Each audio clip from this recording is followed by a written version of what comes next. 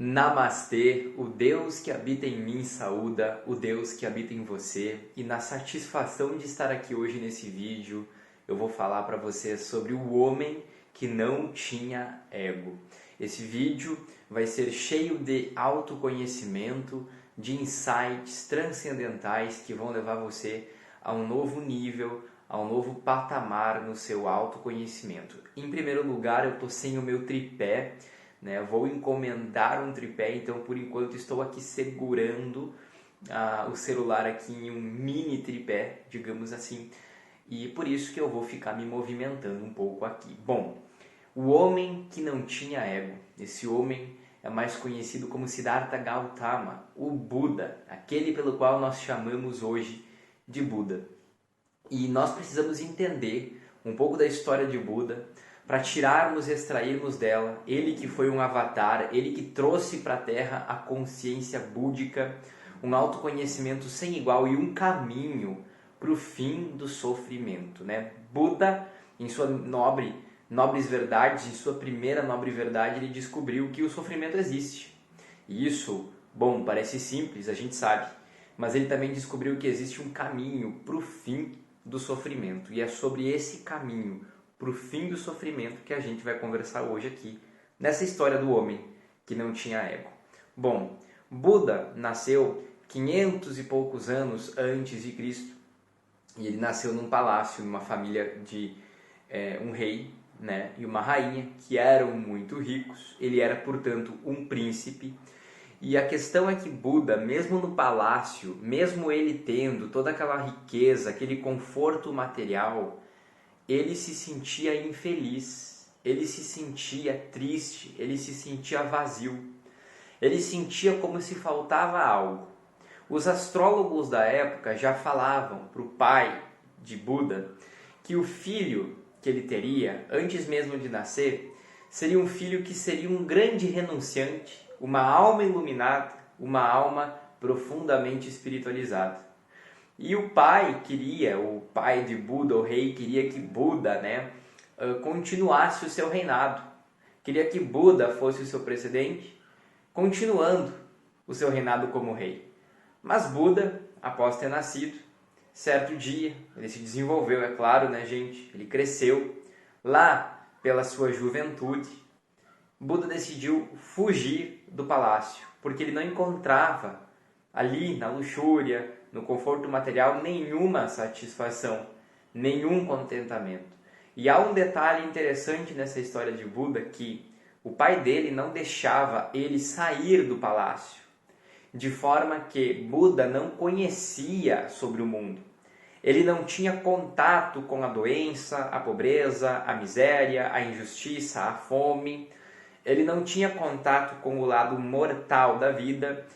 Buda vivia naquele paraíso material, mas a alma dele vivia angustiada, faltava algo, e ele queria descobrir o que era. E Buda achava que essa coisa que faltava estava então no mundo, estava então em algum lugar fora do palácio. Ele achava que essa coisa que faltava era, na verdade, um lugar, talvez a natureza, talvez um templo, talvez algum lugar, alguma coisa que estava faltando materialmente falando naquele palácio.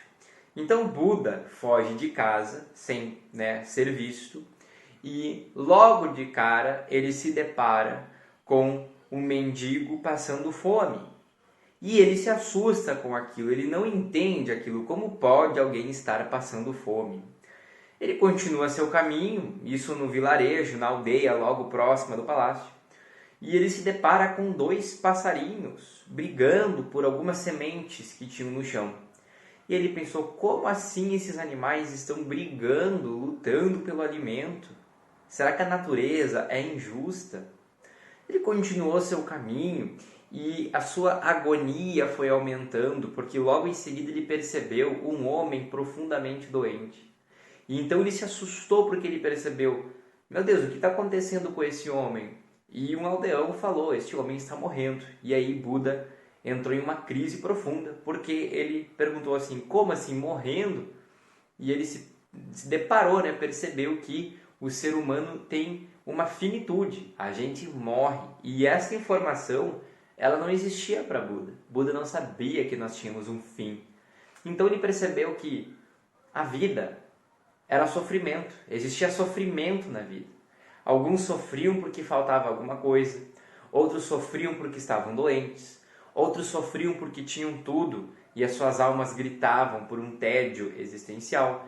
Buda percebeu que o sofrimento existe e, portanto, essa foi a sua primeira constatação. O sofrimento existe, sua primeira nobre verdade. Bom, para resumir a história, Buda, a partir daí, continuou a sua peregrinação, a sua busca espiritual, através de alguns ascetas, de alguns sábios yogis que ele encontrava na época, na Índia. Então, Buda viajou pela Índia encontrando sábios, monges, eremitas, renunciantes e ascetas, buscando aos pés desses mestres o entendimento de como colocar um fim nesse sofrimento. E os ascetas prometiam a Buda que se ele seguisse alguns rituais religiosos, algumas penitências, ele conseguiria se libertar do sofrimento. Bom, alguma dessas penitências que Buda teve que realizar era comer esterco de vaca e também ser amarrado em um tronco de árvore e ficar imóvel, fizesse chuva, ou frio, ou calor. Ele entendeu que se ele fizesse o corpo dele sofrer, ele encontraria então uma superação desse sofrimento carnal. Pois bem, ele fez todas as penitências, ele sofreu miseravelmente, mas não encontrou nada. Até que um dia, de tanto sofrer de fome, quase morrendo de fome, ele conseguiu sair ali daquela prática ascética. Afinal, ele só comia esterco, não comia mais comida, estava morrendo de fome, desidratado também. Correu até um riacho. Ao chegar no riacho, por estar muito fraco, ele caiu, na beira do rio e quase morreu afogado, até que um camponês que estava passando ali juntou ele, ergueu ele e deu água e comida para ele. Naquele momento em que esse camponês ergueu Buda, o interessante é que conta-se na história que uma arca estava passando ali, um pequeno barco de certa forma, não uma arca, mas um pequeno barco daqueles de pescadores, sabe? E naquele barco havia um homem afinando uma harpa, um instrumento musical, tentando encontrar o equilíbrio nas cordas daquele instrumento. E ali Buda teve um profundo lampejo, onde ele entendeu que, bom, se nem no maior conforto ele encontrava as respostas para o sofrimento, e nem no maior sofrimento ele conseguiria superar o próprio sofrimento, então deveria existir um caminho do meio, um caminho sem opostos, mas equilibrado, no qual ele encontrasse as respostas. Bom, a partir daí, Buda decidiu, por vontade própria, abandonar todas as práticas religiosas, rituais e ascetismo, e ele foi para o meio do mato meditar. Porque ele entendeu que o fim do sofrimento, e essa era a grande busca de Buda, ele queria entender como resolver o sofrimento. O sofrimento dentro da gente. O sofrimento em forma de ansiedade, de medo, o sofrimento físico, espiritual. Ele queria dar um fim ao sofrimento. E ele ouvia falar na iluminação, ou seja, no nirvana, ele ouvia falar de pequenos eremitas que conseguiam encontrar a verdade dentro de si mesmos, essa luz imortal, e atingirem uma libertação do sofrimento por conhecerem a si mesmos. Ele ouvia falar que existia um autoconhecimento que libertava de todos os sofrimentos. Então Buda foi para o meio do mato, e como ele não encontrava respostas fora dele, ele buscou dentro dele. E conta-se a história que ele começou a meditar. Então ele começou a se desligar dos seus sentidos físicos, desligando-se do mundo externo, que mais tarde ele chamou de roda de samsara.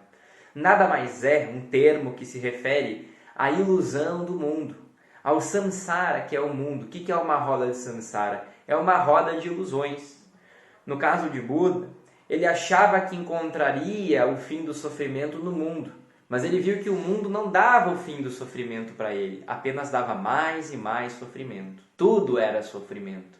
Então ele entendeu que, bom, o mundo é uma ilusão, é um samsara, é uma roda de sofrimentos que gira sem parar. Eu vou sair do mundo e tentar encontrar essa resposta dentro de mim, essa transcendência dentro de mim. Foi o que Buda fez. Ele meditou e meditou durante vários dias seguidos. Algumas vertentes contam que ele meditou 21 dias, outras que ele meditou 41 dias. O fato é que Buda meditou. E naquele momento de meditação, um dia após o outro, né, a meditação dele foi ficando tão profunda, que ele percebeu que ele não era o corpo. Ele também não era a sua própria mente. Ele não era esse eu, esse ego. Ele não era esse personagem que ele chamava de Buda. Ele não era isso. Em meditação profunda, ele pôde perceber que, em verdade, ele era consciência pura. Ele era um espírito livre e imortal, o qual os hindus chamam de Atma. Atma é um termo hindu védico para espírito. E ali Buda percebeu que ele não era aquele corpo e aquela mente que sofria. Ele não era um eu. E foi ali que Buda se iluminou, porque ele se percebeu não como um eu separado de toda existência, não como um corpo que nasceu e que vai morrer. Ele entendeu que ele não tinha nascimento nem morte, porque ele era a própria vida, o próprio cosmos, o próprio espírito universal, a própria consciência suprema, dentro de um corpo e também fora desse corpo, usando um corpo e uma mente. E ali, percebendo essa nobre verdade de que ele não era o corpo nem a mente, ele se iluminou e, a partir daí, passou a ensinar as pessoas o caminho para o fim do sofrimento. Aí Buda vem contar que todo o sofrimento, em verdade, não está necessariamente no mundo, mas está na nossa mente, está no nosso ego, está na nossa identificação, no nosso envolvimento com esse eu. Veja, olha o que Buda falou, e talvez seja o conhecimento supremo, que liberta de todas as outras amarras. Quando nós achamos que nós somos um ego, nós passamos a ter todo tipo de problema. Primeiro, nós passamos a acreditar e sentir que estamos separados de toda a existência. Estamos separados dos outros, estamos sozinhos, isolados no mundo e temos que dar um jeito de ganhar essa vida e sobreviver. E a partir daí vem todos os outros tipos de sofrimento, como por exemplo, quando nós estamos muito identificados com o nosso ego, ao nosso eu, nós temos muitos desejos. E Buda falava sobre os desejos. Ele dizia que o desejo é o primeiro pilar desse sofrimento, porque o ego sempre quer alguma coisa, ele sempre tem mais e mais desejos. E, portanto, naquelas meditações que Buda fez, ele deixou a mente limpa de desejos.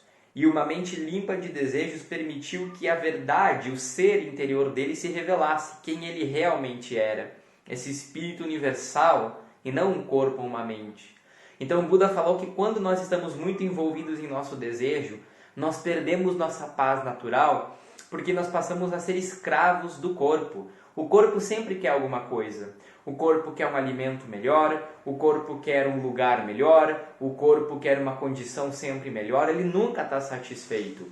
Da mesma forma, o corpo se apega aos prazeres, né? Ele nunca quer um desprazer, ele só quer prazeres, e isso leva aos vícios, isso leva às dependências. Buda também falou que quando estamos muito envolvidos com nossa mente, que também faz parte desse ego, nós somos escravos dessa mente. Essa mente quer poder, ela sempre quer status, ela sempre quer ser elogiada, ela sempre quer ser reconhecida. Esse ego, né? Quando nós estamos identificados com esse ego e os desejos desse ego, nós sofremos. Buda disse que existe uma paz absurda, uma bem-aventurança que os hindus chamam de Ananda. Ananda é o néctar da imortalidade, o Amrita, também chamado pelos hindus, o néctar do universo, que é uma representação simbólica para essa paz que existe dentro de nós, que é o nosso próprio ser, o nosso espírito universal, quem nós realmente somos, a nossa essência divina. Mas quando nós estamos muito presos ao ego, nós nos esquecemos dessa consciência divina e passamos a achar que somos o ego. Então nós passamos a nos identificar com o corpo, com a mente e sermos escravos dos nossos desejos, dos nossos anseios, das paranoias da nossa mente. Então Buda vem e diz: se você quer se libertar do sofrimento, liberte-se do seu ego, renuncie ao seu eu, que foi exatamente o que ele fez em meditação profunda. Ele foi tão fundo na meditação até que esse eu que estava meditando desapareceu, porque sua mente sumiu e ele se fundiu, vamos dizer assim, se derreteu no todo, no espírito universal. Ele encontrou a Deus, a divindade dentro dele. Então, Buda disse que a única solução para o sofrimento está no autoconhecimento e na desidentificação do ego, na renúncia ao ego. Depois que Buda se iluminou, ele ficou conhecido como o homem que não tinha ego, porque ele já não conseguia mais se identificar como um corpo e um personagem. Quando ele falava com os outros, é como se ele estivesse falando consigo mesmo. As pessoas contam que Buda parecia mais ser um espírito que abrangia tudo e todos, porque quando você estava perto de Buda, você sentia uma unicidade na existência. Ele era Buda, mas ele também era você, ele também era uma flor, ele também era a árvore, o pássaro passando. Ele era o céu, o sol e a noite, ele era tudo. E isso porque Buda se diluiu na existência universal, no cosmos. E isso é chamado pelos budistas de Nirvana. Essa experiência de se iluminar, de transcender o próprio ego e se fundir no todo, encontrando profunda felicidade e realização. Não mais preso a um corpo carnal e a uma mente limitada, a um ego limitado. Então Buda nos convida também a renunciarmos o nosso eu. E foi aí que Buda veio falar do Dharma. Um dos seus primeiros também ensinamentos após a sua iluminação foi sobre o Dharma. Buda disse que existe um caminho fácil para a iluminação, que é o caminho do Dharma. O que é o caminho do Dharma? O Dharma, em grande resumo aqui, claro, podemos fazer um vídeo mais profundo sobre o Dharma, mas em grande resumo o Dharma é não violência. É você cultivar o amor por todos os seres. É você se doar, servir, trabalhar em prol dos outros, renunciando a esse ego, renunciando aos seus próprios desejos e ajudando o próximo, cultivando o amor. Dharma significa dever. E Buda entende que toda alma tem o dever para com o todo, porque essa própria alma é parte do todo. Então, quando nós passamos a sair do nosso ego e passamos a viver mais em prol do outro, que na verdade é nós mesmos, nós nos iluminamos espiritualmente. A nossa vida começa a atrair boas energias, as portas para a saúde, para a prosperidade se abrem e nós também nos iluminamos espiritualmente. Por isso Buda disse que o caminho é o caminho do Dharma e do autoconhecimento, o caminho de conhecer a si mesmo como não um ego, mas como o espírito universal, a consciência cósmica, e também o caminho do Dharma, de cumprir o dever para com o todo, de não viver uma vida tão egóica, centrada só em si mesmo, mas sim em se doar para o próximo, porque isso é uma fonte de felicidade. Se você gostou desse vídeo e da história do homem que não tinha ego, comenta aqui embaixo também com sugestões para próximos vídeos, deixa teu like, compartilhe esse vídeo porque isso ajuda o vídeo a subir para mais pessoas. E até a próxima.